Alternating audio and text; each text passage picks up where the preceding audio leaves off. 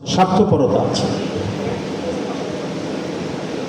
আবার open nationalism, যে আমি আমারটা নিয়ে অহংকার করি কিন্তু অন্য জাতির তার যে নিজস্ব অহংকার সেটাকে রেসপেক্ট করি, এটা হচ্ছে ওপেন ন্যাশনালিজম।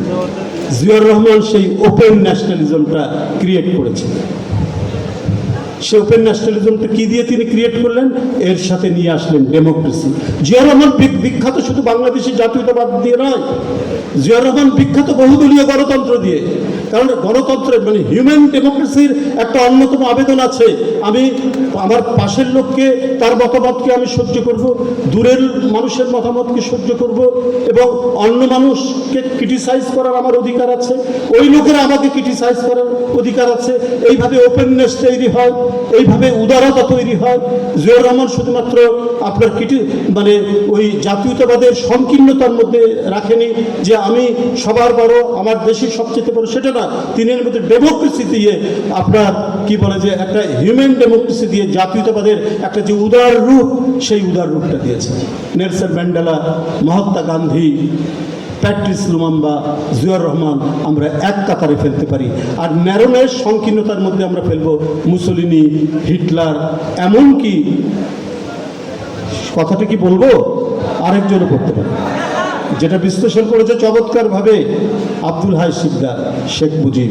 ওই যে বলে গেলেন তোরা সব বাঙালি হয়ে যা মানবেন্দ্রনাথ লারমাকে, ওইটা হচ্ছে ন্যারো ন্যাশনালিজম, ওইটা হচ্ছে সংকীর্ণ ন্যাশনালিজম। এই কারণে তার ডেমোক্রেসির প্রতি যে আন্তরিকতা, কমিটমেন্ট, এই ডেমোক্রেসির প্রতি কমিটমেন্ট ছিল না আওয়ামী লীগের, আজও পর্যন্ত নেই। ওরা বাকশাল করেছে, খবরের কাগজ বন্ধ করেছে, রাজনৈতিক দল বন্ধ করেছে, কথা বলার অধিকার বন্ধ করেছে, এবং সেই গুমের সংস্কৃতির চর্চা তারা করেছে ৭২-এর পর থেকে, এবং ২৪শে জুলাই পর্যন্ত যখনই ক্ষমতা এসছে তখনই তারা এই ঘৃণ্য, এই একদলীয় শাসন, এই সংকীর্ণ ফ্যাসিবাদ তারা কায়েম করেছে।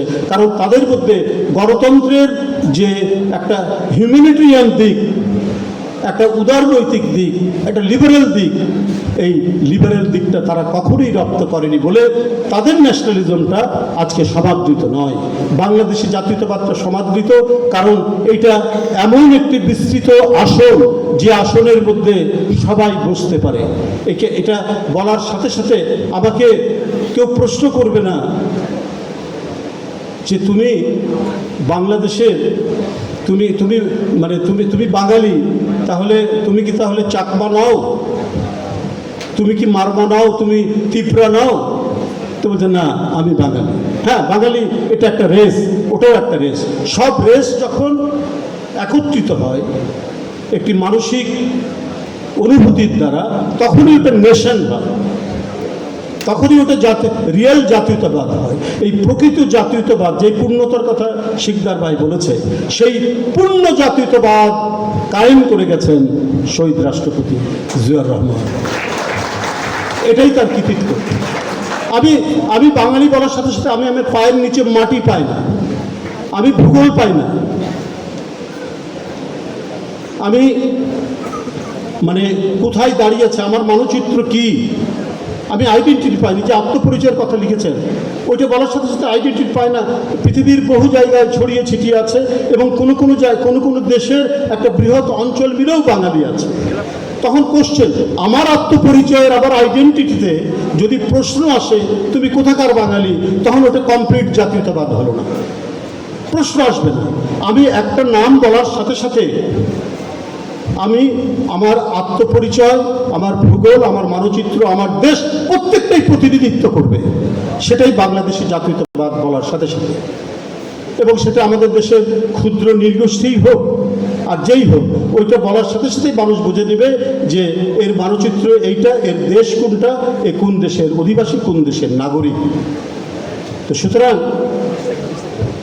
আমার ওই জোর করে একটি সংকীর্ণ জাতীয়তাবাদ চাপিয়ে দিলে পরে যেটা হয়, আপনি জাহাজে যাচ্ছেন, সমুদ্রের মাঝখানে ঝড় উঠেছে, আপনার কম্পাস নেই, কোন দিকে চালাতে হবে, মেঘ, তারাও দেখতে পাচ্ছে না।